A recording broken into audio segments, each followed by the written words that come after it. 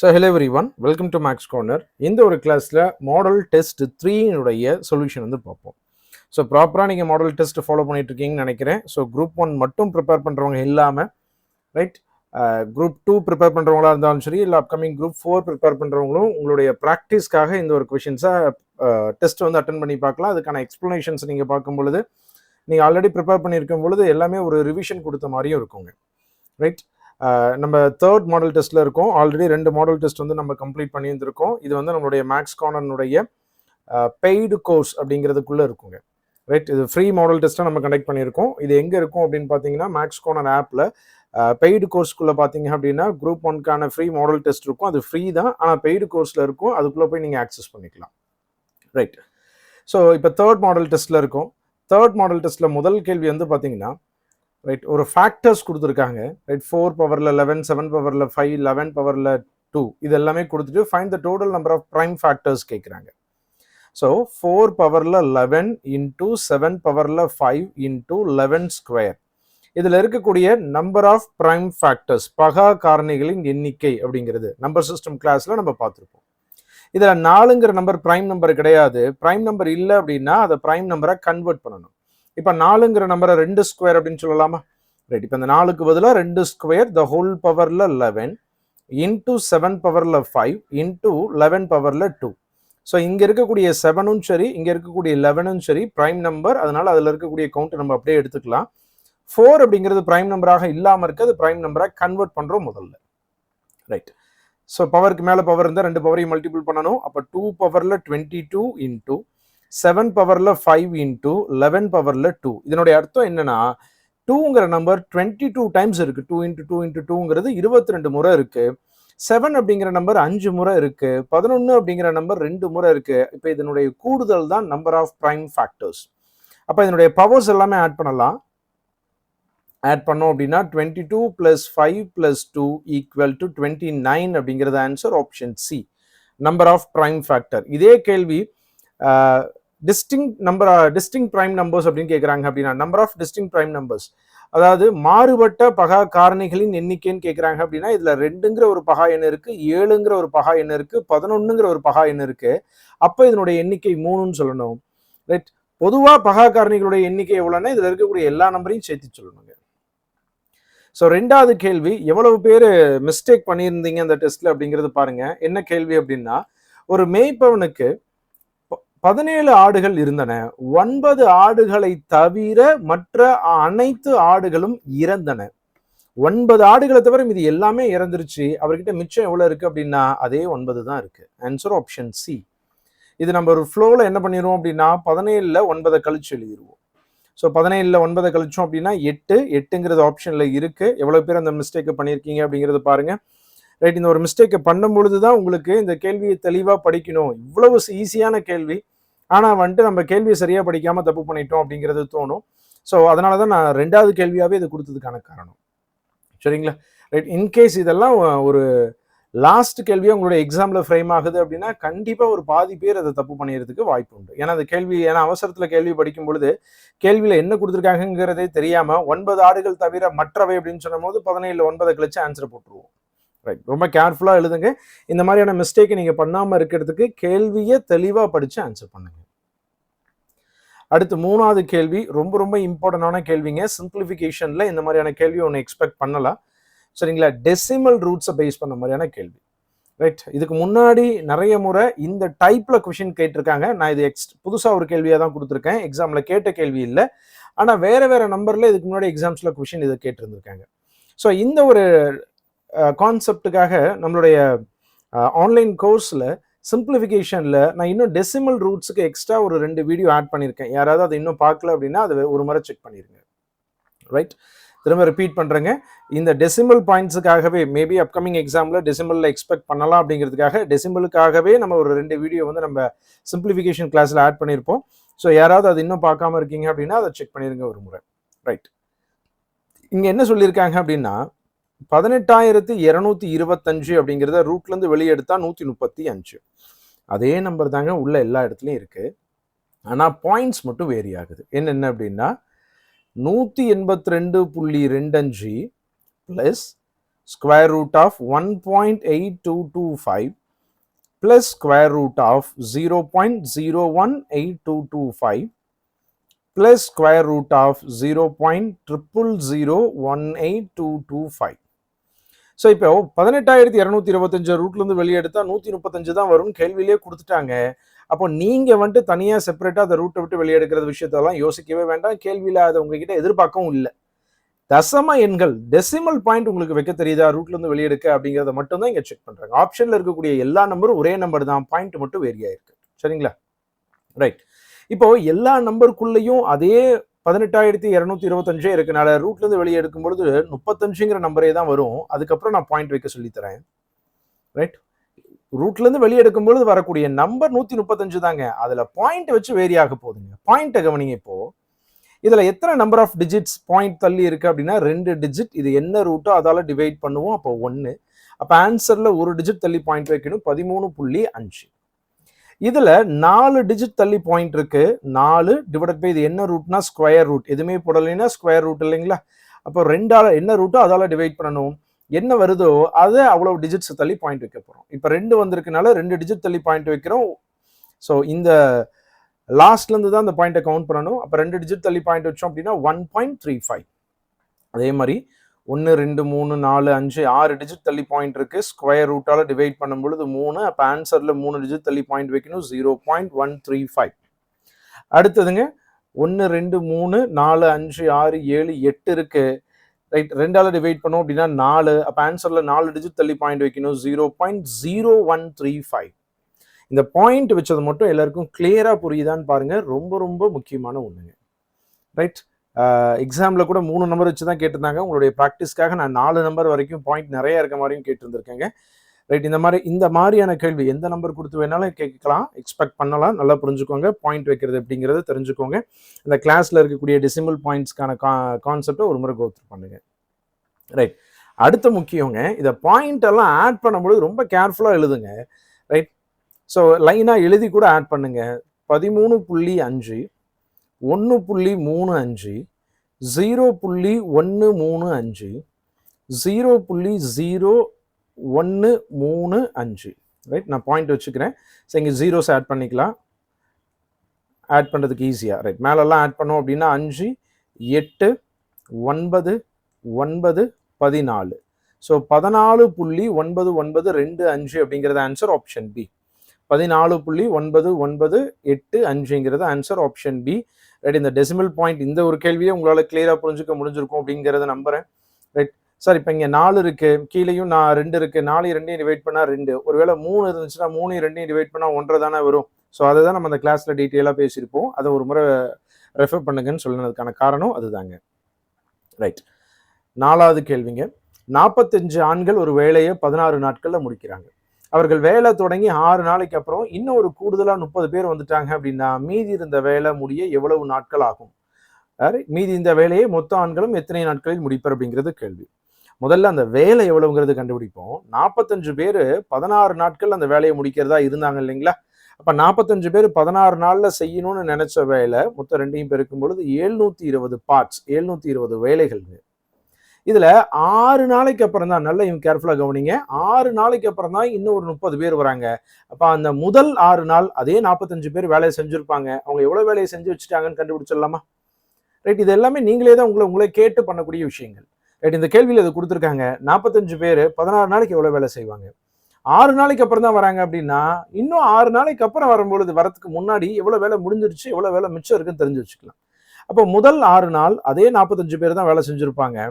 அவங்க செஞ்ச வேலை 270 வேலை. மீதி இன்னும் எவ்வளவு வேலை இருக்குன்னு தெரிஞ்சுக்கலாமா? 450 வேலை மிச்சம் இருக்குங்க.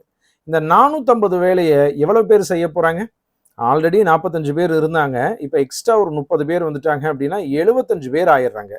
75 பேர் தான் மீதி இருந்த 450 வேலையை முடிக்கணும். அப்ப அந்த வேலை முடியறதுக்கு 6 நாள் ஆகும். மீதி வேலை ஆன்சர் ஆப்ஷன் ஏ. மீதி இருந்த அந்த வேலை முடியறதுக்கு எவ்வளவு நாட்கள் ஆகும் அப்படின்னா ஆன்சர் ஆப்ஷன் ஏ 6 days. மீதமுள்ள வேலையை மொத்த ஆண்களும் எத்தனை நாட்களில் முடிப்பாங்க அப்படின்னா 6 நாட்கள்ல முடிப்பாங்க. ரைட். ஸோ 5வது கேள்வி கேலண்டர்ல. ரைட். 3ஆம் தேதி ஜனவரி 2027 ஃப்ரைடே அப்படிங்கிறது கொடுத்துருக்காங்க. அப்போ 3ஆம் தேதி ஜனவரி 2008 என்ன கிழமைங்கிறது கேள்வி. இந்த ரெண்டுக்கும் நடுவில் 1 இயர் ஃபுல்லாக இருக்குங்க. அந்த 1 இயர் 2007 பிப்ரவரி மாதம் வரக்கூடிய 1 இயராக இருக்கு. ஏன்னா நம்ம பேசிக்காக படிச்சிருப்போம், ஒரு ஆர்டினரி இயரில் ஒரு ஆட் டே இருக்கும், ஒரு லீப் இயரில் 2 ஆட் டே இருக்குன்னு படிச்சிருக்கோம். இப்போ இங்கே 2008ங்கிறது லீப் இயர். நிறைய பேர் பண்ணக்கூடிய தப்பு, கொடுத்துருக்க வருஷம் லீப் இயரா இல்லையான்னு கண்டுபிடிச்சு செக் பண்ணி பார்ப்போம். ரைட், நான் மாடல் டெஸ்ட் 1லேயே இந்த மாதிரியான கேள்வி ஒன்று ஆட் பண்ணி நான் டீட்டெயிலாக எக்ஸ்பிளைன் பண்ணியிருந்திருக்கேன். அது ரொம்ப ரொம்ப இம்பார்ட்டன்ட் அப்படிங்கிறனால தான் நான் திரும்ப ஒரு முறை உங்களை ரீகால் பண்ணுறதுக்காக மாடல் டெஸ்ட் 3லையும் இதே மாதிரியான ஒரு கேள்வி ஆட் பண்ணியிருக்கேன். அது வேற கேள்வி, இது வேற கேள்வி, சேம் கான்செப்ட். லீப் இயர் வர மாதிரியான கேள்வி. ஏன்னா லீப் இயர்ல 2 நாளை சேர்த்து 2 நாளா வச்சுக்கிறது நார்மலாக எல்லாரும் போட்டுருவாங்க. லீப் இயர் வந்தாவே 2 நாளை சேர்த்திடுவாங்க. ஆனால் எப்போ சேர்த்தணும் எப்போ சேர்த்தக்கூடாதுங்கிறது தெளிவாக புரியணுங்கிறதுக்காக தான் இன்னொரு முறையும் டெஸ்ட்ல நான் அதை கொடுத்ததுக்கான காரணம். ரைட், இப்போ 2007 2008 வரைக்கும் ஒரு வருஷம் இருக்கு. அந்த ஒரு வருஷத்துல பிப்ரவரி மாசம் வரும். எந்த வருஷத்தினுடைய பிப்ரவரி மாசம் வரும்? 2007 பிப்ரவரி மாசம் வருமா? ஜனவரி 3ஆம் தேதி 2007 ஜனவரி 3ஆம் தேதி 2008க்கு நடுவுல ஒரு பிப்ரவரி மாசம் 2007 அது கிடைக்குது. அப்போ சாதாரண வருஷத்தினுடைய பிப்ரவரி மாசம் வரனால ஒரு ஆட் டே தான் இருக்கும். அப்போ ஒரு நாள் ஃபார்வர்ட் பண்ணோம் அப்படின்னா சாட்டர்டேங்கிறது ஆன்சர். ரைட், இதுல காமனா பண்ணக்கூடிய ஒரே ஒரு தப்புங்க, 2008 லீப் இயர், அப்ப 2 நாளை கூட்டி போறதுங்கிறது தான் தப்பு. உங்களால புரிஞ்சுக்க முடியுதா? ஏன் லீப் இயர்னா 2 நாள் வருது? பிப்ரவரி மாசத்துல 29 நாள் தானே இருக்கு. அதாவது சாதாரண வருஷத்துல 28 நாள் இருக்கும், பிப்ரவரி மாசம் லீப் இயர்ல 29 நாள் இருக்கும். அதனாலதான் எக்ஸ்ட்ரா ஒரு நாள் கிடைக்குது. அப்ப நம்மளுடைய கணக்குக்குள்ள பிப்ரவரி 29 கணக்குக்குள்ள வந்துச்சு அப்படின்னா தான் நம்ம 2 நாள்னு சொல்ல போறோம். அப்படி வரலைன்னா ஒரு நாள் தான். ஸோ அதனாலதான் நீங்க வெறும் வருஷத்தை மட்டும் பார்க்க கூடாது. 1 இயர் கேப்ல பிப்ரவரி வருதா, அது எந்த வருஷத்தினுடைய பிப்ரவரி வருதுங்கிறத பார்த்து 1 ஆட் டே இருக்கா 2 ஆட் டே இருக்காங்கிறத ப்ராப்பரா பார்த்து சொல்லணுங்க. அடுத்து 6வது கேள்வி, ஆல்பா நியூமரிக் ரீசனிங்கிற கான்செப்ட்ல முதல் மாடல் டெஸ்ட்லயே நான் சொல்லியிருந்தேன், கண்டிப்பா ரீசனிங்ல கேட்கக்கூடிய 10 கேள்வியில ஒரு கேள்வி இந்த பேட்டர்ன்ல இருக்கும்னு சொல்லியிருந்தேன். ஞாபகம் இருக்கும்னு நினைக்கிறேன். அதனால நல்லா ரிவைஸும் உங்களை பண்ண சொன்னேன் கிளாஸ்ல. ரைட், இப்போ 6வது கேள்வி என்னன்னா, ஒரு நம்பர் சீக்வன்ஸ் கொடுத்துருக்காங்க. இதுல இடம் இருந்து 18வது உறுப்பின் இடதுபுறம் 6வது உறுப்பு என்னன்னு கேட்குறாங்க. ஸோ லெஃப்ட் சைட்ல இருந்து 18வதா என்ன இருக்கோ அதனுடைய லெஃப்ட் சைட்ல 6வதா என்ன இருக்குன்னு கேட்குறாங்க. நான் போட்ட ஏரோ மார்க்ல உங்களால புரிஞ்சுக்க முடிஞ்சிருக்கும்னு நினைக்கிறேன்.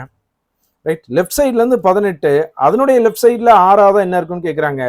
அப்போ 18ஐயும் 6ஐயும் கழிக்கும் பொழுது லெஃப்ட் சைட்ல இருந்து 12வதா என்ன இருக்கோ அதுதான் கேட்குறாங்க. புரிஞ்சுக்க முடியுதா? நான் கவுண்ட் பண்ணி காமிக்கிறேன். 1 2 நம்பர் போடலாம், 3 4 5 6 7 8 9 10 11 12வதா என்ன இருக்கு அப்படின்னா 8ங்கிற நம்பர் இருக்கு. Answer option D. சார் எங்க சார் 12 கேட்டிருக்காங்க? 18 தானே சொல்லியிருக்காங்க. நான் கவுண்ட் பண்ணி காமிக்கிறேங்க. 12க்கு அப்புறம் 13 14 15 16 17 18 18வதா 1 இருக்கு. இந்த இதுக்கு லெஃப்ட் சைட்லன்னு சொல்லியிருக்காங்க. அப்புறம் மறுபடியும் இதுக்குனுடைய லெஃப்ட் சைட், அதாவது உங்களுடைய லெஃப்ட் சைட் எதுவோ அதுதான் அங்கே இருக்கக்கூடிய லெஃப்ட் சைட். இப்போ அந்த லெஃப்ட் சைடில் பார்த்தோம் அப்படின்னா 6வதா என்ன இருக்கும்? கவுண்ட் பண்ணுறேன். 1 2 3 4 5 6. இதை நான் 18க்கு போயிட்டு மறுபடியும் 6க்கு வரதுக்கு பதிலாக என்ன பண்ணிட்டேன் அப்படின்னா லெஃப்ட் சைட்லேருந்து 12வதா என்ன இருக்குமோ அதே தான். அப்போ ரெண்டுமே சேம் டைரக்ஷனில் கொடுத்துருந்தாங்க, ரெண்டுமே லெஃப்ட்லேருந்து கொடுக்குறாங்க அப்படின்னா ரெண்டையும் கழிச்சுட்டு அதை என்னவோ லெஃப்ட்லேருந்து கண்டுபிடிச்சிக்கலாம். ரெண்டுமே ரைட்லேருந்து கொடுத்துருக்காங்க அப்படின்னா ரெண்டையும் கழிச்சுட்டு ரைட்லேருந்து கண்டுபிடிச்சிக்கலாம். ஒன்று லெஃப்ட் ஒன்று ரைட்டுன்னு சொல்லும் பொழுது ரெண்டையும் ஆட் பண்ணணும். இது மக்கப் பண்ணுற மாதிரியான விஷயம் கிடையாது. எங்கே கழிக்கணும் எங்கே கூட்டணுங்கிறது நீங்கள் புரிஞ்சுக்கிற ஒரு விஷயம் தான். ரைட், 6வது கேள்வியினுடைய ஆன்சர் ஆப்ஷன் டி 8ங்க. அடுத்து 7வது கேள்வி. ஸோ 7வது கேள்வியில் வந்து பார்த்தோம் அப்படின்னா உள்ள இருக்கக்கூடிய நம்பர் பர்ஃபெக்ட் ரூட் நம்பர்ஸாக இருக்குங்க. ஸ்கொயர் நம்பர்ஸாக இருக்குது, பர்ஃபெக்ட் ஸ்கொயர் நம்பர்ஸாக இருக்குது. 7ஐயும் 3ஐயும் ஆட் பண்ணால் 10, 10 கூட 2 ஆட் பண்ணோம் அப்படின்னா 12, அது கூட 1 ஆட் பண்ணோம் அப்படின்னா 13.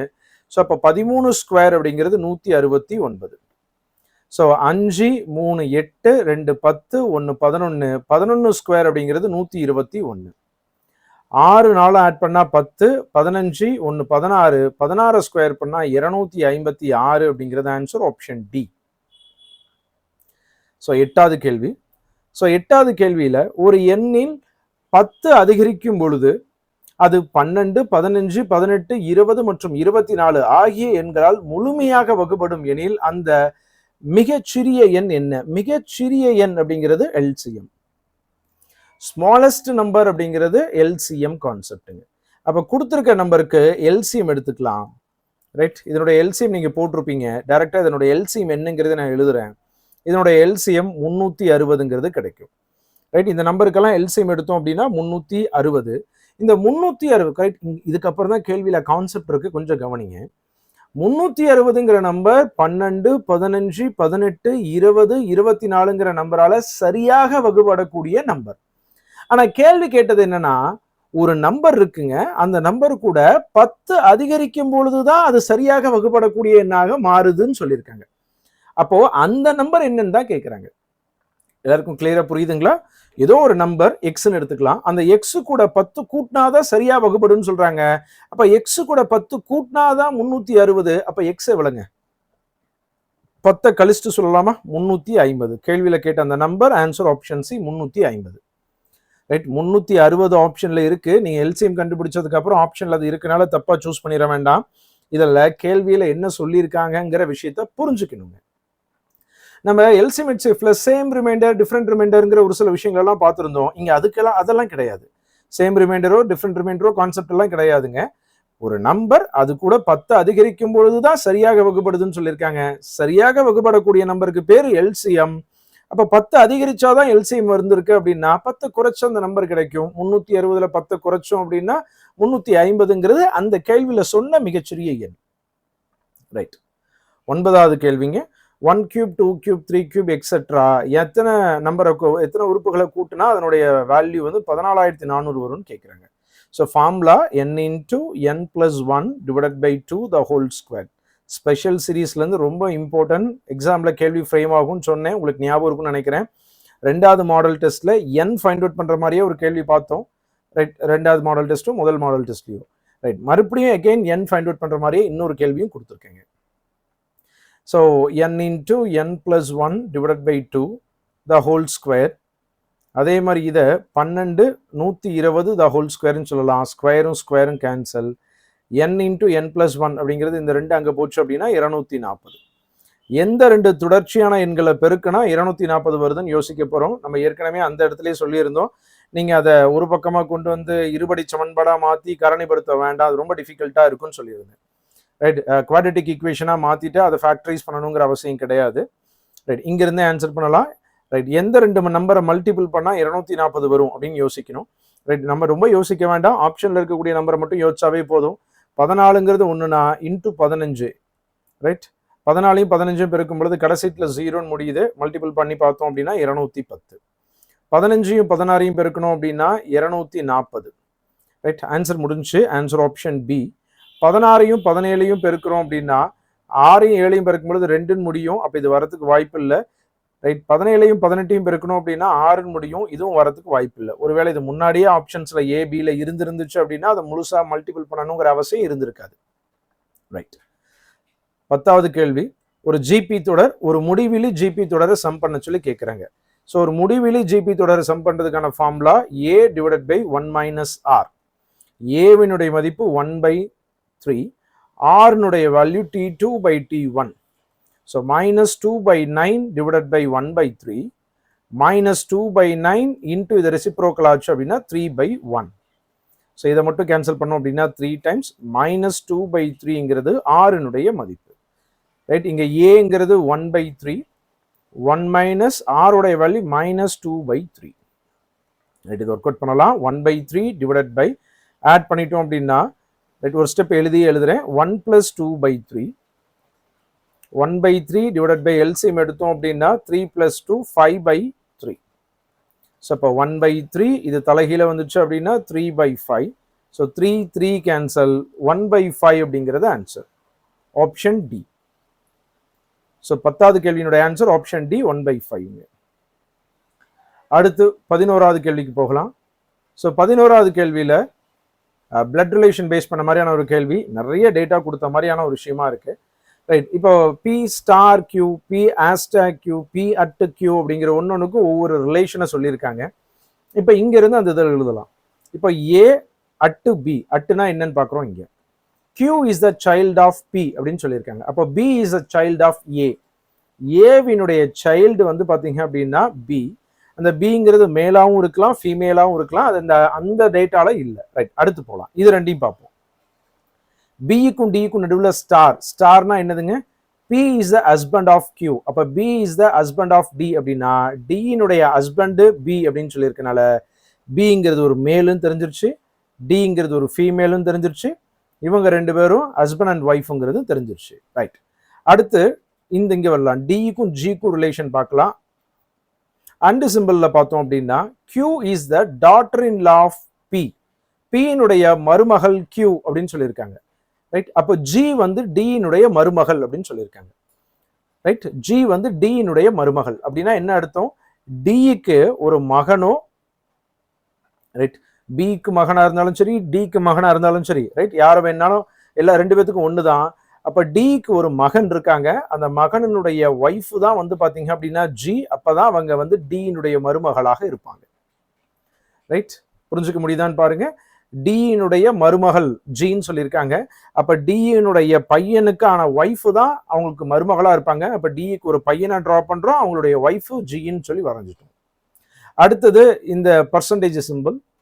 பர்சன்டேஜ் வந்து பாத்தீங்க அப்படின்னா P is the wife of Q. அப்ப G is the wife of E. ஈனுடைய ஒய்ஃப் தான் G அப்படின்னு சொல்லியிருக்காங்க. அப்ப இந்த ஹஸ்பண்டுங்கிறது E. இந்த E தான் Dனுடைய மகனாக இருப்பாங்க, Bக்கும் அவங்க தான் மகனா இருப்பாங்க. அடுத்தது ஹேஷ்டாக், இல்ல சாரி, டாலர் சிம்பிள்.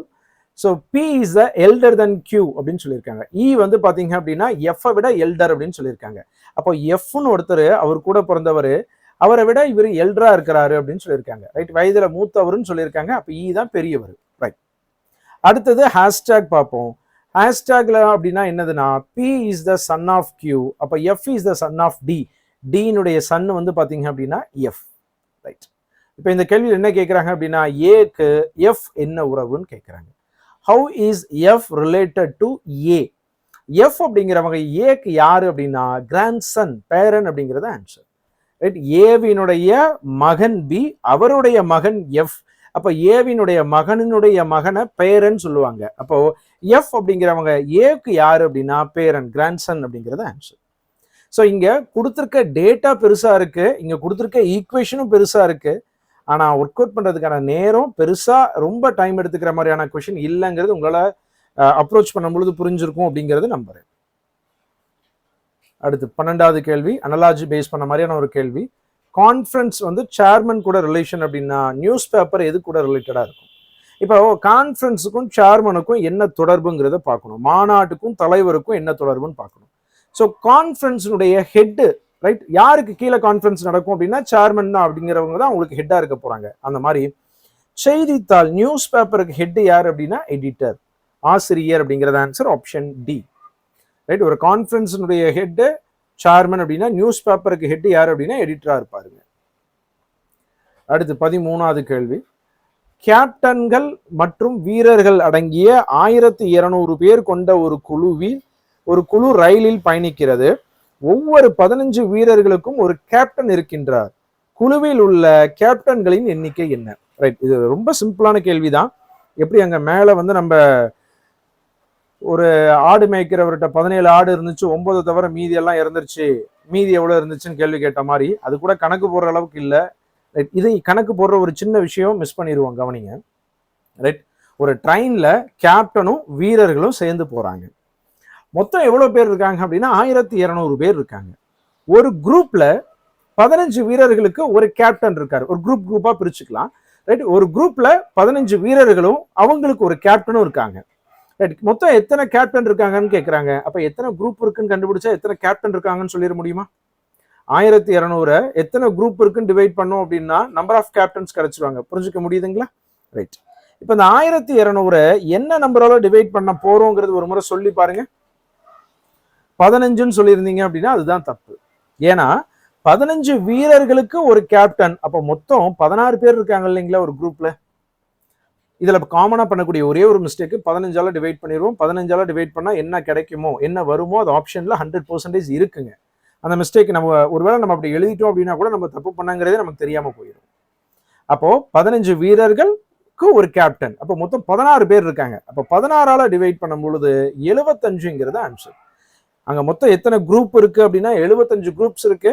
எத்தனை கேப்டன்ஸ் இருக்காங்க அப்படின்னா 75 கேப்டன்ஸ் இருக்காங்க. ஏன்னா ஒரு குரூப்புக்கு ஒரு கேப்டன், ஒரு குழு. ரைட். ரைட். ஒரு குழுவுக்கு ஒரு கேப்டன் இருக்காங்க, அப்போ மொத்தம் 75 குழு இருக்கு, அப்போ 75 கேப்டன்ஸ் இருக்காங்க. ரைட். அடுத்ததுங்க 14வது கேள்வி. ஸோ 14வது கேள்வி கோடிங் டீகோடிங்ல கொஞ்சம் வித்தியாசமான ஒரு பேட்டர்ன். ரைட். சார் இந்த மாதிரி எக்ஸாம்ல கேள்வி ஃப்ரேம் ஆகுமா அப்படின்னா யாராவது யோசிச்சிங்கன்னா, இந்த மாதிரி ஒரு பேட்டர்ன் இருக்குன்னு நீங்க தெரிஞ்சு வச்சுக்கோங்கிறதுக்காக மட்டும்தான் இந்த ஒரு கேள்வி. நான் சொல்றது புரியுது இல்லைங்களா? கோடிங் டீகோடிங்ல இருந்து கம்பல்சரி ஒரு கேள்வி வந்தே ஆகும் அப்படிங்கிறது நான் சொல்லணுங்கிற அவசியம் கிடையாது. உங்களுடைய ப்ரிப்பரேஷன் நீங்க படிக்க ஆரம்பிச்சதுல இருந்தே உங்களால தெரிஞ்சுக்க முடிஞ்சிருக்கும். கம்பல்சரி கோடிங் டீகோடிங்ல இருந்து ஒரு கேள்வி எப்பயுமே வந்துருங்கிறது. ரைட். அப்ப அந்த ஒரு கோடிங் டீகோடிங்ல இந்த மாதிரியும் ஒரு பேட்டர்ன் இருக்குங்கிறத புரிஞ்சுக்கிறதுக்காக தெரிஞ்சுக்கிறதுக்காக இந்த ஒரு கேள்விங்க. ஈஸ்ட் அப்படிங்கிற ஒரு வேர்டுக்கான கோட் என்னன்னு கேட்குறாங்க. மேட்ரிக்ஸ் ஃபார்மெட்ல கொடுத்துருக்காங்க. ஸோ இந்த மேட்ரிக்ஸில் ரோ வைஸும் காலம் வைஸும் 0 to 4 இருக்கு. செகண்ட் மேட்ரிக்ஸில் வந்து 5 to 9 இருக்கு. இதை கோட் பண்ணுறதுக்கு ஒவ்வொரு லெட்டர்ஸ் இருக்குங்க. ரைட். ஃபார் எக்ஸாம்பிள் நான் எழுதுறேன். இப்போ 44க்கான கோடு என்ன, 44ங்கிற கோடுக்கான லெட்டர் என்ன அப்படின்னா, ஸோ இதுலையும் 4 இதுலையும் 4 ரெண்டும் கனெக்ட் ஆகிற இடத்துல இருக்கிறது தான் 44. ரைட். என்ன இருக்கு? இ இருக்கு. அப்போ 44னுடைய கோடு ஈன்னு சொல்லலாமா? ஸோ எல்லாருக்கும் புரியுதான்னு பாருங்க. மேபி நிறைய பேருக்கு இது புதுசாக இருக்கலாம். ப்ராப்பராக கவனிங்க. ரைட். 4 4. ரைட். ஹரிசாண்டலாவும் வெர்டிகலாவும் அந்த 4 எங்க மீட் ஆகுதோ அந்த இடத்துல இருக்கக்கூடிய லெட்டரை அதுக்கு பதிலாக ரீப்ளேஸ் பண்ற போகும். ஸோ 44க்கு பதிலாக ஈங்கிறது எழுத போறோம். இப்போ நீங்க ஈஸ்ட் அப்படிங்கிறதுக்கு கரஸ்பாண்டிங் கோடு என்னங்கிறது யோசிக்கவே வேண்டாம். ஏன்னா ஈ நிறைய இடத்துல இருக்கு. இங்க பாருங்க, இங்க ஈ இருக்கு, இங்க ஈ இருக்கு, இங்க ஈ இருக்கு. அப்போ 1,1 1,001ல இ இருக்கு. அதே மாதிரி 20ல இ இருக்கு. அதே மாதிரி 13ல இ இருக்கு. 44ல இ இருக்கு. அப்ப நீங்க ஒன்னொன்னா அதை செக் பண்ணிட்டு போகணுங்கிற அவசியம் கிடையாது. ரைட். ஒருவேளை அது மாறி கூட இருக்கலாம். அப்ப நீங்க என்ன பண்ண போறீங்க அப்படின்னா, ஏன்னா ஒருவேளை இங்க இருக்க ஒரே ஈங்கிறது 4 நம்பர்ல 4 கோடு வருது. அப்ப 4மே ஆப்ஷன்ல இருந்துச்சுன்னா நம்ம சூஸ் பண்றதுக்கு ரொம்ப டிஃபிகல்ட்டா போயிடும். அதனால நீங்க ஆப்ஷன்ஸ்ல நான் என்ன சொல்ல வரேன் அப்படின்னா, ஈஸ்டுக்கான கோடை எழுத வேண்டாம். ஒவ்வொரு ஆப்ஷன்லயும் அதுக்கான லெட்டர்ஸ் என்ன இருக்குன்னு பார்த்துட்டு வந்தீங்கன்னாவே ஈஸியா ஆன்சர் சொல்லிட முடியும். ரைட். நான் அடுத்தது இப்ப எழுதுறேன்.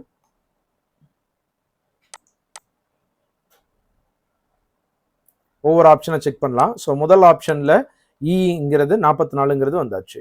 அடுத்து 32 3லையும் 2லையும் என்ன இருக்கு அப்படின்னா மறுபடியும் இஏ இருக்கு. ஸோ இஏ தானே வரணும். அப்ப இது தப்பா?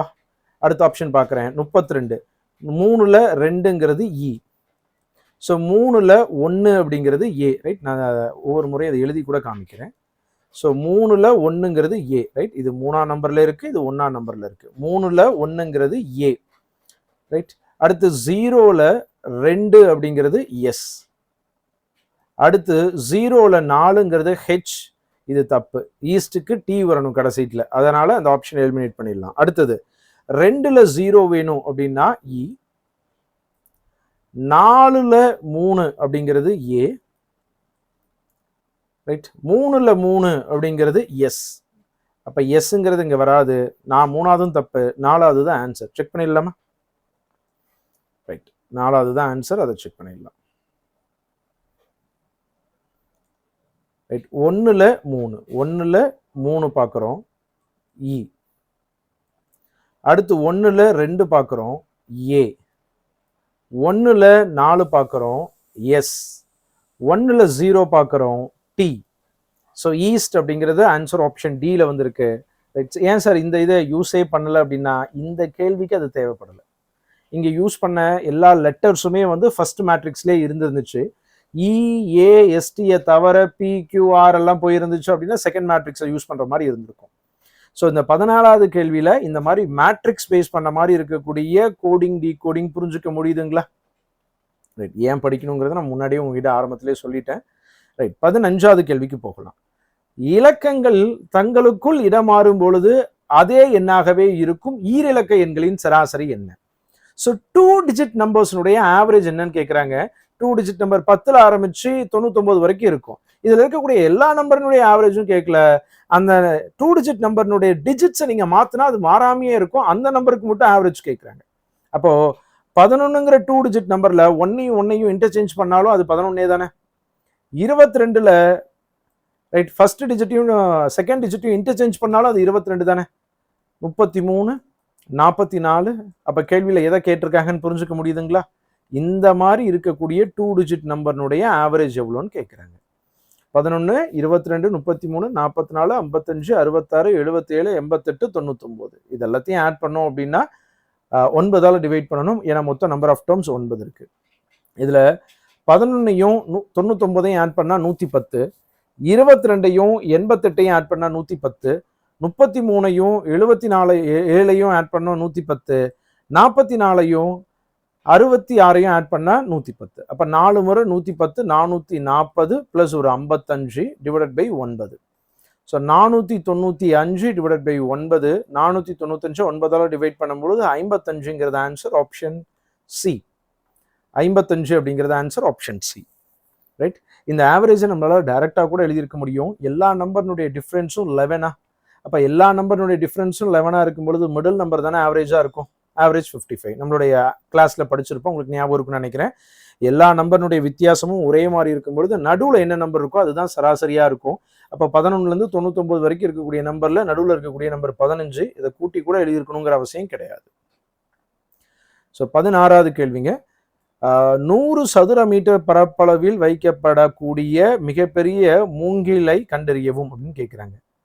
Right. Find the largest size of bamboo that can be placed in the square of area. சதுர மீட்டர் அப்படின்னு சொல்லியிருக்காங்க. ரைட். ஸ்கொயருங்கிறது தமிழ் கேள்வியில மென்ஷன் பண்ணாமையே இருக்கு. ரைட். 100 சதுர மீட்டர் பரப்பளவில் வைக்கப்படக்கூடிய மிகப்பெரிய மூங்கிலன் அப்படின்னு சொல்லும் பொழுதே நமக்கு அதை புரிஞ்சுக்க முடியும். அந்த டேட்டா உங்களுக்கு கொடுக்காம இருந்தாவே வந்து பாத்தீங்க அப்படின்னா அது என்னவாக மட்டும்தான் இருக்கும், ஸ்கொயராக இருக்கும். தமிழ் கேள்வியில அதை மென்ஷன் பண்ணல.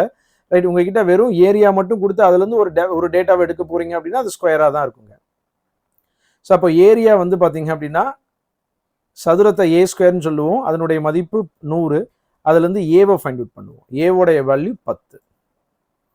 இப்போ இதை மிகப்பெரிய மூங்கில் எங்க இருக்கும் அப்படின்னா டயகனல்ல இருக்குங்க. நம்ம கிளாஸ்ல பார்த்துருப்போம். ஸோ டயகனலுக்கான ஃபார்ம்ல √2a. √2a. அப்ப √2 ஏவோடைய வேல்யூ 10. ஸோ 10 √2. ஆப்ஷன்ல அது இல்லை. √2வினுடைய மதிப்பு எடுத்து யூஸ் பண்ணலாம். √2வினுடைய மதிப்பு 1.414. 10ஆல பெருக்கும் பொழுது 14.14ங்கிறது மாறும். Answer option C. 14.14 மீட்டர் அப்படிங்கிறது ஆன்சர். ஸோ இந்த இடத்துல மூளை விட்டம் கண்டுபிடிக்கணுங்கிறது நமக்கு இங்க தெரியணுங்க. அதுதான் இங்க இருக்கக்கூடிய லாஜிக்கிங்க. ரைட். இதை சதுரத்திலையும் கேட்பாங்க, செவ்வகத்திலையும் கேட்பாங்க, அதே மாதிரி கியூப் கனச்சதுரத்திலையும் கேட்பாங்க, கியூபாய்டு கனச்செவ்வகத்திலையும் கேட்பாங்க. மிகப்பெரிய நீளமாக இருக்கணும் அப்படின்னு சொன்னா அது மூளை விட்டமாக மட்டும்தான் இருக்குங்க. ரைட். எல்லா மூளை விட்டத்தையும் ஒரு முறைக்கு நான் ரீகால் கூட பண்றேன். சதுரத்தை பொறுத்த வரைக்கும் மூளை விட்டம் அப்படிங்கிறது √2a. கன சதுரத்தை பொறுத்த வரைக்கும், கியூபை பொறுத்த வரைக்கும் மூளை விட்டம் அப்படிங்கிறது √3a. √2a இது √3a. அடுத்து செவ்வகமா இருந்துச்சு, ரெக்டாங்கிளா இருந்துச்சு அப்படின்னா மூளை விட்டம் அப்படிங்கிறது d² அப்படிங்கிறது l² பிளஸ் b². இதே கியூபாய்டு கனச்செவ்வகமாக இருந்துச்சு அப்படின்னா d² அப்படிங்கிறது l² plus b² plus h². இந்த டயகனல் அப்படிங்கிற கான்செப்ட் ரொம்ப இம்பார்ட்டன்ட். கேள்வியில டைரக்டா டயகனல்னு ஒரு வார்த்தை யூஸ் பண்ணாம மிகப்பெரிய நீளம், ஒரு ஏனிய, ஒரு லேடரை வைக்கணும், எவ்வளவு பெரிய லேடர் வைக்க முடியும், ஒரு பென்சில் பாக்ஸ் அதுல எவ்வளவு பெரிய பென்சில் நம்மளால வைக்க முடியும் அப்படிங்கிறது எல்லாமே கேட்பாங்க. ஒரு அயன் ராடு வைக்கணுங்கிற மாதிரி எப்படி வேணாலும் கேள்வி கேட்கலாம். லாஜிக் படி வந்து பாத்தீங்க அப்படின்னா அது டயகனல். அடுத்து 17வது கேள்விங்க. 17வது கேள்வி. ஒரு சதுரத்தினுடைய பக்கம் 8 சென்டிமீட்டர் அதிகப்படுத்தினால் அதன் பரப்பளவு 192 சதுர சென்டிமீட்டர் அதிகரிக்கிறது. அப்படியெனில் பக்கத்தின் அளவு அதிகப்படுத்துவதற்கு முன்பு என்னவாக இருந்திருக்கும் அப்படிங்கிறது கேள்வி. ஒரு ஸ்கொயர் இருக்கு. அந்த ஸ்கொயர்னுடைய சைடு எவ்வளவுன்னு தெரியாது. அதை தான் கண்டுபிடிக்க சொல்லி கேட்கிறாங்க. எக்ஸ். அதனுடைய சைடு வந்து 8 சென்டிமீட்டர் அதிகப்படுத்திடுறாங்க. அப்ப அது x + 8 சென்டிமீட்டரா இருக்குமா? ஸோ புரிஞ்சுக்க முடியுதான்னு பாருங்க. ஒரு சதுரம் இருக்கு. அந்த சதுரத்தினுடைய பக்கம் வந்து பாத்தீங்கன்னா எக்ஸ்.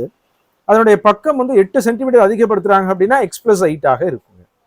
ரைட். இப்போ இதனுடைய பரப்பளவு a² அப்படிங்கிறத x² சொல்லலாம். இதனுடைய பரப்பளவு a² அப்படிங்கிறத x + 8 the whole square சொல்லலாமா? ரைட். சைடை ஸ்கொயர் பண்ணணும். இங்க சைடே x + 8 எழுதியிருக்கனால x + 8 the whole square எழுதியிருக்கோங்க. ரைட். நம்ம கிட்ட எக்ஸை கண்டுபிடிக்க சொல்லி கேட்குறாங்க. இப்போ இந்த அதிகப்படுத்துறதுனால ஏரியாவில் எவ்வளவு அதிகமா இருக்கு அப்படின்னா 192 சென்டிமீட்டர் ஸ்கொயர் அதிகமா இருக்குன்னு சொல்லியிருக்காங்க. இப்போ ரெண்டு ரைட். இப்போ ரெண்டு ஏரியாவினுடைய டிஃபரன்ஸ் தான் இதுன்னு உங்களால புரிஞ்சுக்க முடியுதா? ரைட். அப்ப நியூ ஏரியாவை X plus eight the whole ஸ்கொயர்னு சொல்லலாம், பழைய ஏரியாவை எக்ஸ் ஸ்கொயர்னு சொல்லலாம். ரெண்டுக்கான டிஃபரன்ஸ் தான் 192. 192 இதை விட அது அதிகரிக்குதுன்னு சொல்றாங்க. அது ரெண்டுக்கும் டிஃபரன்ஸ் 192 எழுதுனாலும் ரெண்டு ஒன்று தாங்க. இப்போ இதை A plus B the whole square ஃபார்மெட்ல நான் எக்ஸ்பேண்ட் பண்றேன். X square plus 8 square plus 2 into 8 into x 16x minus x square equal to 192. இந்த எக்ஸ் ஸ்கொயரும் இந்த எக்ஸ் ஸ்கொயரும் கேன்சல் ஆயிடுச்சுங்க. அப்போ 16x equal to 192 minus 64. 16x equal to 128. எக்ஸோடைய மதிப்பு 8. அப்போ முதல்ல அதனுடைய சைடு என்னவாக இருந்திருக்கும் அப்படின்னா 8ஆக இருந்திருக்கும். ரைட், நீங்க புரிஞ்சுக்கிறதுக்காக நம்ம எழுதின ஃபார்மெட்டை எக்ஸ்பிளைன் பண்றதுக்காக சொல்றேன். இதனுடைய சைடு 8ஆ இருக்கும் பொழுது ஏரியா 64. இதுல 8 கூட 8 கூட்டும் பொழுது 16ஆ இருக்கும் பொழுது 256ங்கிறது இதனுடைய ஏரியா. இது எவ்வளவு அதிகமா இருக்குன்னா கேள்வியில சொன்ன 192 அதிகமா இருக்கு. ரைட், லாஜிக் புரிஞ்சுக்க முடியுதுங்களா? ரைட். ஸோ அடுத்த கேள்வி 18வது கேள்வி. ஒரு கோளத்தினுடைய ஆரம், ஒரு கோளம் இருக்கு, அதனுடைய ஆரம் 100% அதிகப்படுத்துறாங்க. அதனுடைய கன அளவு எவ்வளவு சதவிகிதம் அதிகரிக்கும்? கன அளவுக்கான ஃபார்முலா 4/3 பை ஆர் கியூப். இந்த ஆர் கியூப் அப்படிங்கிறத r into r into r அப்படின்னு எழுதலாம். இதை நம்ம இன்க்ரீஸ் டிக்ரீஸ் கான்செப்ட்ல அப்ளை பண்ணுவோம். இதை எக்ஸ்ன்னு எடுத்துக்கலாம், இதை ஒய்ன்னு எடுத்துக்கலாம். இன்க்ரீஸ் டிக்ரீஸ் ஃபார்முலால x plus y plus x y by 100. Right, இது ஒரு 100%, இது ஒரு 100%. ஸோ அப்போ 100 plus 100 plus 100 into 100 divided by 100. இந்த 100 இந்த 100 ஆன்சல், மீதி எல்லாம் ஆட் பண்ணோம் அப்படின்னா 300%. அப்போ இதை ரெண்டும் சேர்ந்து கிடைச்சது 300%. இதை எக்ஸ்ன்னு எடுத்துக்கலாம், இந்த ஆரை ஒய்ன்னு எடுத்துக்கலாம், அது ஒரு 100%. இன்னொரு முறை இன்க்ரீஸ் டிக்ரீஸ் ஃபார்முலாவில் எழுதுறோம். ரைட், ஸோ இதை 300 பிளஸ் ஒய் ஒரு 100 பிளஸ் 300 இன்டூ 100 டிவைடட் பை 100. இந்த 100 இந்த 100 கேன்சல், மொத்தம் 700% அப்படிங்கிறது அதனுடைய வால்யூம் இன்க்ரீஸ் ஆகும். So answer option D. 700% பார்த்தீங்க அப்படின்னா அதனுடைய கன அளவு அதிகரிக்கும். இந்த லாஜிக்கு புரிஞ்சுக்க முடியுதுங்களா? அப்போ நீங்கள் இந்த ஃபார்முலா எழுதி இன்க்ரீஸ் டிக்ரீஸ் கான்செப்டை எல்லா டைப்லையும் யூஸ் பண்ணிக்கலாங்க. ரைட், இந்த x plus y plus x y by 100 அப்படிங்கிறது நம்ம சிம்பிளிஃபிகேஷனில் படிச்சிருப்போம், ப்ராஃபிட் ஆர் லாஸில் படிச்சிருப்போம், பெர்சன்டேஜில் படிச்சிருப்போம். ரைட், இப்போ மென்சுரேஷனில் நிறைய இடங்கள்ல படிச்சிருப்போம். ரைட், எந்த ஷேப்பு கொடுத்தாலும் சரி 2% சேஞ்ச்னால ஓவராலாக எவ்வளோ பெர்சன்டேஜ் வேரியா இருக்குங்கிறத கண்டுபிடிக்கிறதுக்கு இந்த ஒரு ஃபார்மெட்டை யூஸ் பண்ணலாம். நிறைய இடங்கள்ல பார்த்தீங்க அப்படின்னா அது கேள்விக்கு ஏற்ற மாதிரி நம்ம யூஸ் பண்றோம். அப்ப 2 நம்பர்னா ஒரு முறை இன்க்ரீஸ் டிக்ரீஸ், 3 நம்பர் அப்படின்னா 2 முறை இன்க்ரீஸ் டிக்ரீஸை யூஸ் பண்ணியிருக்கோம். அடுத்து 19வது கேள்வி, 4th ப்ரொபோர்ஷனல் அப்படின்னு கண்டுபிடிக்க சொல்லி கேட்கிறாங்க. 4வது விகிதாச்சாரத்தை கேட்கிறாங்க. இப்ப 4வது விகிதாச்சாரத்தினுடைய ஃபார்மெட் எப்படி இருக்கும் அப்படின்னா A:B அப்படிங்கிறது C:Dக்கு ஈக்குவலா இருக்கும். இப்ப இந்த D தான் கண்டுபிடிக்க சொல்லி கேட்கிறாங்க. ஸோ இதனுடைய ஃபார்மெட்டு கடைசியில் இருக்கக்கூடிய 2 பெருக்கிறது நடுவில் இருக்க 2 பெருக்கிறதுக்கு ஈக்குவலா இருக்கும்.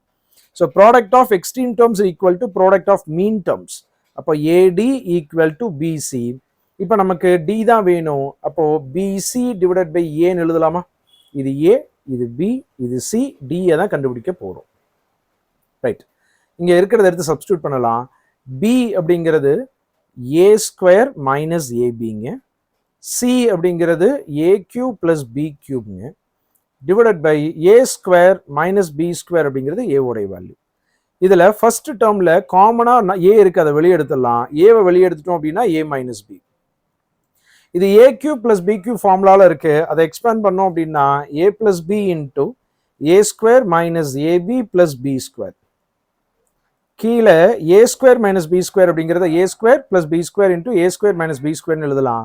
ஸோ அப்போ அதை A plus B into A minus பின்னு எழுதலாம். ஸோ இந்த A minus B A minus B cancel, A plus B A plus B cancel, மிச்சம் இருக்கிறது எழுதலாம் A into A square minus AB plus B square. So A into A square minus AB plus B square, answer option சிங்க. So 19வது கேள்வியினுடைய answer option C. Right, இது ரொம்ப சிம்பிளானது. அந்த polynomial base பண்ண மாதிரியான இருக்கிறதுனால ரொம்ப கேர்ஃபுல்லாக எழுதணும். இந்த பாலினாமியல் பொறுத்த வரைக்கும் இருந்தாவே இந்த மாதிரி காமனாக ஏதாவது வெளியே வர மாதிரி இருக்கும், இல்லை இந்த மாதிரி ஃபார்முலாவாக இருக்கும், அப்படி இல்லாட்டி இருபடி சமன்பாடாக இருக்கணும், அதை காரணிப்படுத்தலாம். ஸோ அதை பண்ணிட்டோம் அப்படின்னாவே எல்லாமே கேன்சல் ஆகிட்டு மிச்சம் என்ன இருக்கோ அதுதான் கான்செப்ட்.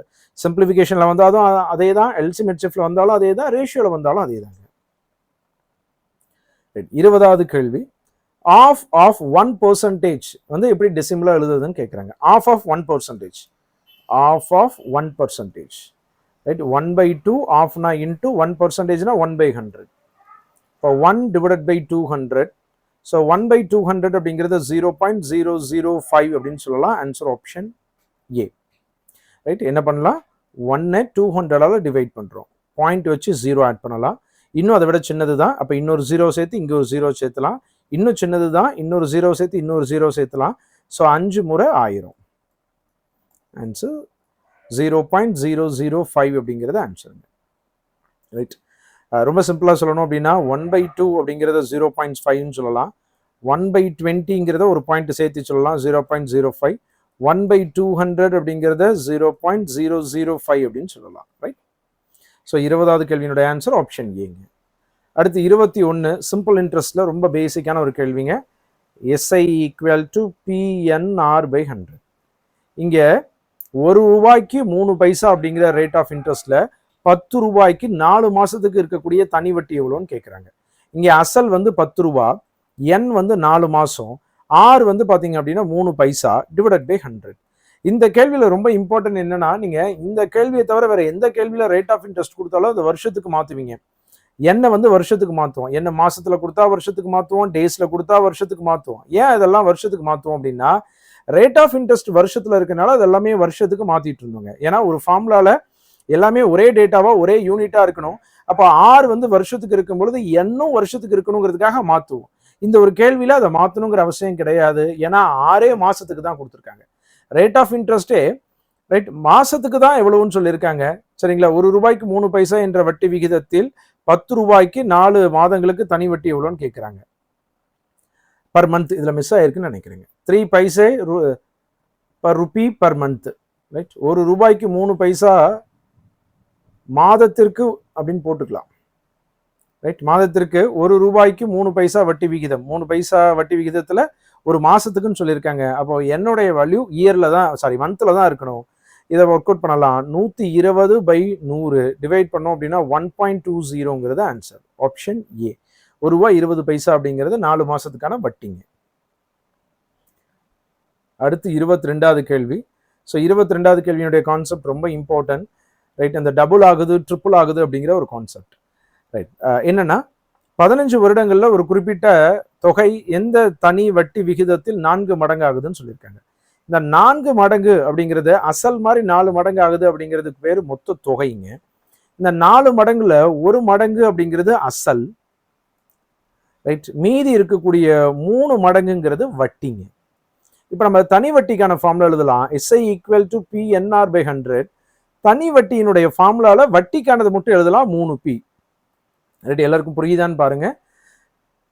4 மடங்குன்னு சொன்னாங்களே, ஏன் 3 மடங்கு எழுதியிருக்கீங்க அப்படின்னா 4 மடங்கு அப்படிங்கிறது மொத்த தொகையாக இருக்குங்க. அதுல நம்ம வட்டிங்கிறது அசல் போக மீதி 3 மடங்குங்கிறது வட்டியா இருக்கும். நம்ம வட்டிக்கான ஃபார்முலால எழுதுறதுனால ஒரு P மைனஸ் பண்ணிட்டு எழுதுறோம். எல்லாருக்கும் ஒரு P மைனஸ் பண்ணணுங்கிறது தெரியும். ஏன் பண்ணணுங்கிற டீட்டெயிலாக நான் இங்கே எக்ஸ்பிளைன் பண்ணி காமிச்சிருக்கேங்க. ஸோ P இன்டூ என்னுடைய வேல்யூ 15, ஆருடைய வேல்யூ கேட்குறாங்க. இந்த கான்செப்டே பொறுத்த வரைக்குங்க என்னு கொடுத்து ஆர் கேட்பாங்க, இல்லாட்டி ஆர் கொடுத்து என்ன கேட்பாங்க. ரைட். P கேன்சல் பண்ணிடலாம். 3 × 100 divided by 15 equal to R. 3ஆல கேன்சல் பண்ணா 5, 5ஆல கேன்சல் பண்ணோம் அப்படின்னா 20. ஸோ ரேட் ஆஃப் இன்ட்ரெஸ்ட் அப்படிங்கிறது 20%. Answer option C. 20% அப்படிங்கிறது ரேட் ஆஃப் இன்ட்ரெஸ்ட். அடுத்து 23வது கேள்வி ஒரு பசில் லாஜிக் பேஸ் பண்ண மாதிரியான ஒரு கேள்விங்க. பசுக்கள் மற்றும் கோழிகள் கொண்ட ஒரு குழுவில் கால்களின் எண்ணிக்கையானது தலைகளின் 2 மடங்கு எண்ணிக்கையை விட 14 அதிகம் எனில் பசுக்களின் எண்ணிக்கை எவ்வளவு? இப்போ பசுக்களினுடைய எண்ணிக்கைய நம்ம எக்ஸ்ன்னு எடுத்துக்கலாம். அடுத்து கோழிகளினுடைய எண்ணிக்கைய ஒய்ன்னு எடுத்துக்கலாம். இப்ப இந்த இடத்துல இந்த சொன்னது எழுதுறேன் பாருங்க. கால்களின் எண்ணிக்கையானது தலைகளின் 2 மடங்கு எண்ணிக்கையை விட 14 அதிகம். Right? If the number of legs is 14 more than twice the number of heads. அப்போ ஹெட் அப்படிங்கிறது ரைட் லெக் அப்படிங்கிறது 2 டைம்ஸ் ஆஃப் ஹெட் பிளஸ் 14 அப்படின்னு சொல்லியிருக்காங்க. ஸோ கால்களினுடைய எண்ணிக்கை தலைகளின் எண்ணிக்கையின் 2 மடங்கை விட 14 அதிகம் அப்படின்னு சொல்லியிருக்காங்க. இப்போ இது கொண்டு வந்து அப்ளை பண்ணலாம். இப்போ பசுக்களோட எண்ணிக்கை எக்ஸுங்க. கால் எத்தனை கால் இருக்கும்? ஒரு பசுக்கு 4 கால் இருக்கும். ரைட், ஒரு உதாரணத்துக்கு சொல்றேன். பசுக்களோட எண்ணிக்கை 2 இருந்துச்சுன்னா ஒரு பசுக்கு 4 கால் இருக்கும். அப்ப 2 பசுக்களுடைய மொத்த கால்களோட எண்ணிக்கை 8ன்னு சொல்லலாமா? 3 பசுக்கள் இருந்துச்சுன்னா 3 × 4 12ன்னு சொல்லலாமா? 4 பசுக்கள் இருந்துச்சுன்னா 4 × 4 16ன்னு சொல்லலாமா? இங்க எக்ஸ் பசுக்கள் இருக்கு. ரைட், ஒரு பசுக்கு 4 கால்கள் இருக்கு. அப்ப எக்ஸ் × 4 4x அப்படிங்கிறது பசுக்களினுடைய கால்களினுடைய எண்ணிக்கை. அதே மாதிரி கோழிக்கு 2 கால் இருக்கும். ஒய் கோழிகளுடைய எண்ணிக்கை இருக்கு. ஒரு கோழிக்கு 2 கால் இருக்கும். அப்ப 2y அப்படிங்கிறது கோழிகளுடைய கால்களினுடைய மொத்த எண்ணிக்கை. அப்ப மொத்த கால்களுடைய எண்ணிக்கை கேள்வியில சொன்னதுபடி எழுதலாம். பசுக்களினுடைய கால்களைக்கும் அடுத்தது கோழிகளுடைய கால்களையும் ஆட் பண்ணோம் அப்படின்னா 4x + 2y = 2. ரைட், காலு தான் 4 கால் இருக்கும், தலை ஒன்று தானே இருக்கும். அப்போ ஒரு பசு இருந்துச்சுன்னா ஒரே தலை தான் இருக்கும். 2 பசு இருந்துச்சுன்னா 2 தலை. எக்ஸ் பசுக்கள் இருந்துச்சுன்னா எக்ஸ் தலைகள் தான் இருக்கும். ஒய் கோழிகள் இருந்துச்சுன்னா ஒய் கோழிகள் தான் இருக்கும். கிளியர்? + 14. ரைட், நான் சொல்லிக்கிட்டே எழுதுனது புரிஞ்சுச்சா அப்படிங்கிறத பாருங்க. இந்த 2 உள்ள மல்டிபிள் பண்ணலாம். So 4x + 2y = 2x + 2y + 14. So 2 பக்கம் 2y கேன்சல் பண்ணிடலாம். எந்த பக்கம் கொண்டு போனாலும் ஒன்று -2y போகும், கேன்சல் ஆயிரும். அப்போ 4x - 2x = 14 இங்கே எழுதுறேன். ஸோ 2x = 14, எக்ஸோடைய வேல்யூ 7. அப்போ எக்ஸ் தான் நம்ம பசுக்களுடைய எண்ணிக்கையாக எழுதியிருக்கோம். கேள்வியில கேட்டதே பசுக்களுடைய எண்ணிக்கை தான். அப்போ அது ஆன்சர் 7. ரைட், ஒருவேளை கோழிகள் கேட்குறாங்க அப்படின்னா ரைட், கோழிகளை கண்டுபிடிக்கிற மாதிரியான டேட்டா கேள்வியில வந்திருக்குங்க. இங்க பாத்தீங்கன்னா கொடுத்துருக்க ஸ்டேட்மெண்ட் அப்படியே எடுத்து ஒர்க் அவுட் பண்ணோம் அப்படின்னா என்ன போயிட்டு என்ன வருதுங்க? ஒய் போயிட்டு எக்ஸ் மட்டும் கிடைக்குது. அப்ப எக்ஸுங்கிறது 7ங்கிறது சொல்லிட முடியுது. கிளியர்? ஸோ நெக்ஸ்ட் 24வது கேள்வி. தனி வட்டிக்கும் கூட்டு வட்டிக்கும் இருக்கக்கூடிய வித்தியாசம் எக்ஸாம்ல ரொம்ப கேட்பாங்கன்னு நம்ம மாடல் டெஸ்ட் 2ல நம்ம ரொம்ப டீட்டெயிலாக நான் பேசியிருந்தேன். ரைட், 2 ஃபார்முலாவும் எழுதி காமிச்சிருக்கேன். என்ன எழுதி காமிச்சிருந்தேன் அப்படின்னா 2 வருஷத்துல தனி வட்டிக்கும் கூட்டு வட்டிக்கும் வித்தியாசம் எவ்வளோ, 3 வருஷத்துல தனி வட்டிக்கும் கூட்டு வட்டிக்கும் வித்தியாசம் எவ்வளோ, ரொம்ப ரொம்ப இம்பார்ட்டன்ட், நல்லா பார்த்துக்கோங்கன்னு சொல்லியிருந்தேன். இப்போ இதுவும் டிஃபரன்ஸ் பேஸ் பண்ண மாதிரி கேள்வி. ரெண்டுமே காம்பவுண்ட் இன்ட்ரெஸ்ட்டுக்கு. என்ன கேள்வி நான் எழுதுறேன்? அசல் 5000ங்க. என் வந்து பாத்தீங்க அப்படின்னா ஒரு வருஷத்துக்கு rate of interest 4%. Right, compounded ஆனுவலிக்கும் காம்பவுண்டட் இயர்லி வருஷத்துக்கு ஒரு முறை இன்ட்ரெஸ்ட் கால்குலேட் பண்றதுக்கும் ஆஃப் இயர்லி அரையாண்டுக்கு ஒரு முறை வட்டி காண்கிறதுக்கும் இருக்கக்கூடிய வித்தியாசம் எவ்வளோன்னு கேட்குறாங்க. ஒரே 5000 ரூபாங்கிற அசல், ஒரு வருஷம் டைமு, 4% ரேட் ஆஃப் இன்ட்ரெஸ்ட். இந்த ரெண்டுக்கும் என்ன கேட்குறாங்க அப்படின்னா வருஷத்துக்கு ஒரு முறை கால்குலேட் பண்ணும்பொழுது கிடைச்ச வட்டிக்கும் அரையாண்டுக்கு ஒரு முறை கால்குலேட் பண்ணும்பொழுது கிடைச்ச வட்டிக்கு இருக்கக்கூடிய வித்தியாசம் எவ்வளோன்னு கேட்குறாங்க. அப்போ முதல்ல ஒரு வருஷத்துக்கான வட்டி 5000த்துல 4% 200 ரூபாங்கிறது ஒரு வருஷத்துல காம்பவுண்ட் இன்ட்ரெஸ்ட்ல கிடைச்ச வட்டி. ஏன்னா ஒரு வருஷத்துல அது சிம்பிள் இன்ட்ரெஸ்டா தான் இருக்க போகுதுங்க. ஆஃப் இயர்லி அதை 2 முறை கால்குலேட் பண்ணும்பொழுது அது காம்பவுண்டா மாறும். ரைட், அப்ப 2 டைம்ஸ் கால்குலேட் பண்ணுவோம். ஏன்னா 6 மாசத்துக்கு ஒரு முறை அப்படின்னா ஒரு வருஷத்துல 2 6 மாசம் இருக்கு. அப்ப 2 அப்படிங்கிற நம்பரை யூஸ் பண்ணுவோம். 5000த்துல வருஷத்துக்கு தான் 4%ங்க. நம்ம 6 மாசத்துல கால்குலேட் பண்றோம். அப்ப 6 மாசத்துல 2%-ஆ இருக்கும். 5000த்துல 2% அப்படிங்கிறது 100. 100ல 2% அப்படிங்கிறது 2. ரைட், அப்ப 2 × 100 200, 1 × 2 2, 202 ரூபாங்கிறது வட்டியாக கிடைச்சிருக்கு.